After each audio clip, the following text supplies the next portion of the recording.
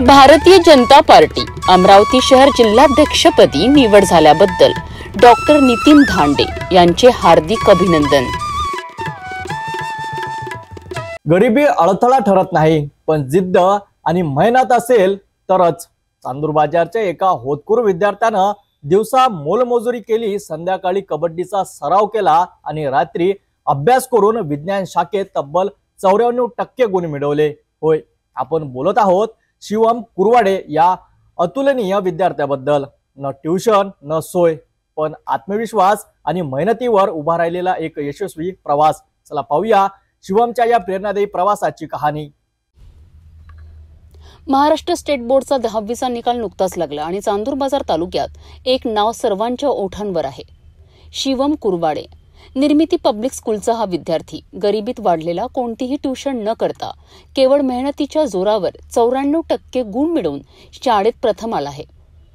दिवसाचे काही तास मोलमजुरी, सायंकाळी टोंपे महाविद्यालयात कबड्डीचा सराव आणि नंतर घरचा अभ्यास, हाच होता त्याचा दिनक्रम। शिवमने राज्यस्तरीय कबड्डी स्पर्धेत 2 वेळा प्रतिनिधित्व केलंय। त्याच्या मेहनतीचं चीज व्हावं म्हणून गोसी टोंपे महाविद्यालयाचे अध्यक्ष भास्करराव टोंपे आणि वैष्णवी टोंपे यांनी त्याच्या शिक्षणाची जबाबदारी घेतली आणि त्याला निर्मिती पब्लिक स्कूलमध्ये प्रवेश मिळवून दिला।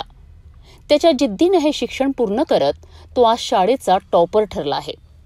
शिवमच्या यशाच्या निमित्ताने गोसी टोंपे महाविद्यालयात अखिल भारतीय ग्रामीण पत्रकार संघ, जीवन आधार संस्था, जगदंब कबड्डी क्लब आणि श्री हनुमान क्रीडा मंडळाच्या वतीने त्याचा सत्कार करण्यात आला। प्राचार्य राजेंद्र रामटेके, सुयोग गोरले, आकाश ढगे, सागर सवळे, सणी चिखले, ऋषी पोहकार आणि गवाळे सर यांच्यासह अनेक मान्यवर या प्रसंगी उपस्थित होते। गवाळे सरांच्या वतीने शिवम आणि पार्थ भडके यांना प्रत्येकी 2001 रुपयांचं आर्थिक पारितोषिकही देण्यात आलंय। शिवम कुरवाडेचं यश हे केवळ मार्काचं नाही, तर त्याच्या जिद्दीचं, त्याच्या स्वप्नाचं आणि विश्वास ठेवणाऱ्या हाताचं आणि प्रतिकूलतेवर मात्र मात करणारा मनोबलाचं यश आहे।